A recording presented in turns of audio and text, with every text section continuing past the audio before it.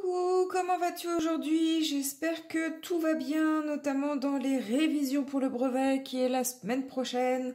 Allez, ne t'inquiète pas, tu vas faire du mieux que tu peux. Et puis, tu vas voir, souvent, on pense que on ne sait plus rien faire. Mais non, le cerveau, il retrouve les informations que tu as travaillées dans l'année. Et puis, bah, t'as encore une petite semaine. Donc là, je vais te faire des vidéos de révision. Donc là, on est sur les factorisations.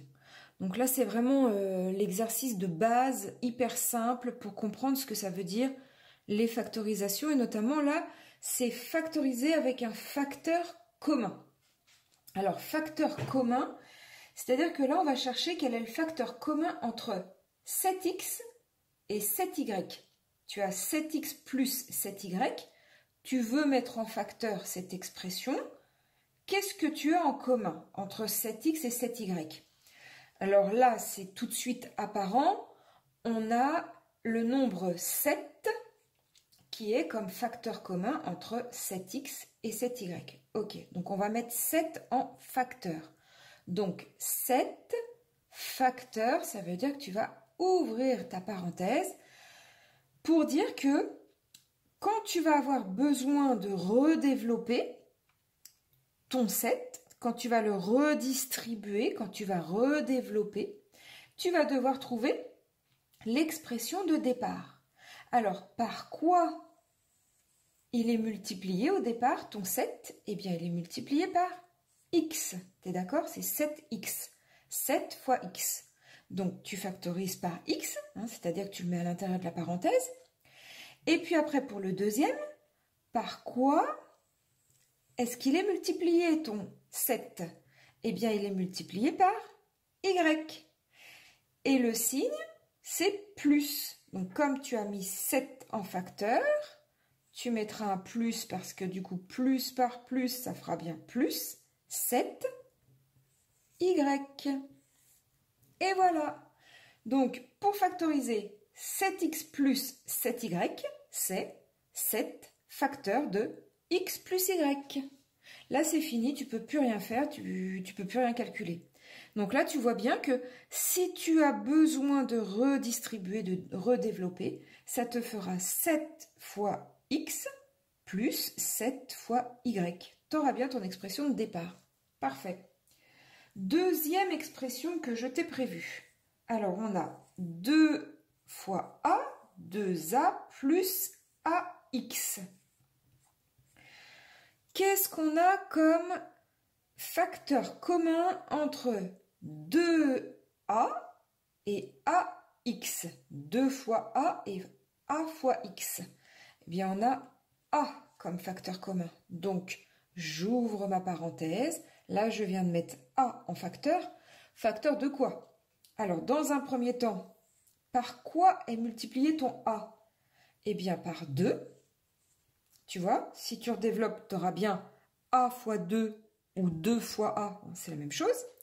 Et puis après, plus, donc là, on ne se prend pas la tête avec le signe plus ou moins, puisque c'est que des plus, donc il n'y a pas de souci. Ça te fera plus a, quand il n'y a rien devant, c'est sous-entendu plus. Donc plus par plus, ça te fera plus a fois x pour retrouver ton deuxième terme. Et voilà, là, tu as aussi terminé. Pour factoriser 2a plus ax, il fallait factoriser par a, qui est le facteur commun. Ça nous fait a facteur de 2 plus x. Là, on ne peut plus rien faire. Après, autre expression. Donc, on augmente un peu la difficulté. Alors, on a 9a plus 18. Ok. Alors, là, quel est le facteur commun entre 9a et 18. Alors là, je ne l'ai pas fait apparaître direct. Il faut le faire apparaître, donc. Tu es d'accord avec moi, très certainement. Donc, 9a, ok, c'est 9a, plus. Alors, 18, c'est 9 fois 2. D'accord? Et donc, ça m'intéresse de l'écrire comme ça, parce que là, je fais apparaître mon facteur commun, qui est 9. Et donc, je mets 9 en facteur. Alors, facteur de quoi? Par quoi il était multiplié dans le premier terme?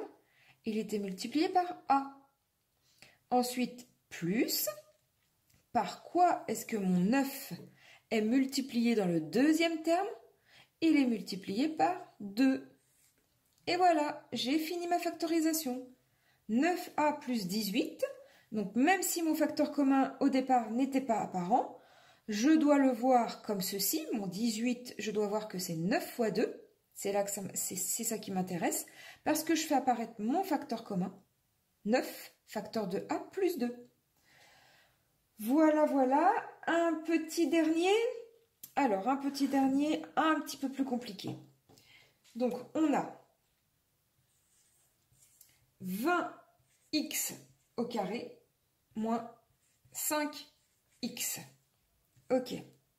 Alors là, j'ai pas mon facteur commun complet qui est apparent. Alors, 20x au carré moins 5x.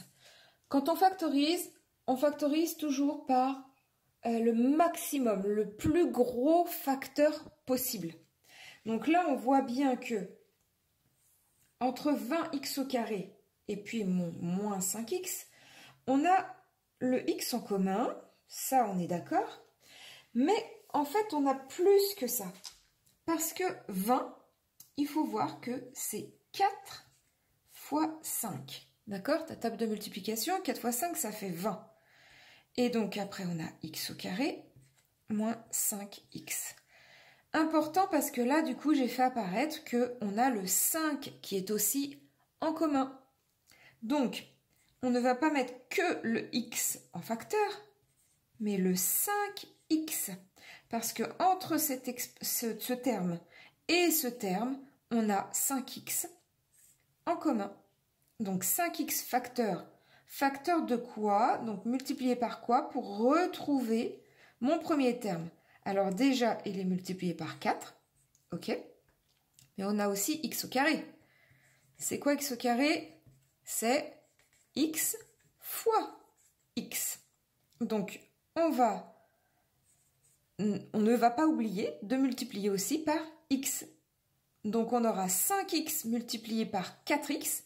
5 fois 4, ça nous fera bien 20. X fois x, x au carré. On est bon pour le premier terme. Deuxième terme, 5x, facteur de quoi? Pour retrouver mon deuxième terme. Alors, facteur de, je te le donne direct, moins 1. Alors, pourquoi? Je t'explique. Déjà, moins, très important parce que là, c'est comme si on avait plus. Donc, quand tu vas redévelopper, plus par moins, ça fera bien moins. Il faut évidemment, c'est un égal, hein, c'est une égalité. Il faut que ce que tu retrouves, ce que tu obtiens à la fin, ce soit égal à ce que tu avais au départ, bien entendu. Donc, là, quand tu vas redévelopper plus par moins, tu auras bien moins. Et 5x fois quoi pour avoir 5x? 5x fois 1. Il faut toujours y penser à ce 1. 5x fois 1. D'accord? Et puis là, bah, c'est terminé. On n'a plus rien à calculer. Hein. Des fois, on a des choses à calculer dans les parenthèses. On va voir avec une autre vidéo que je te diffuserai bientôt. Mais là, on va arrêter là. C'est déjà pas mal. Dis-moi si tu as compris.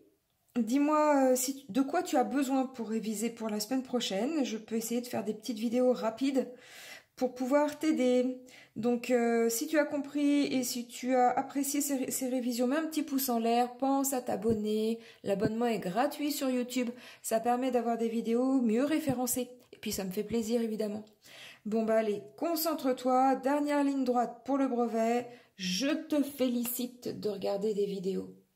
À bientôt. Salut!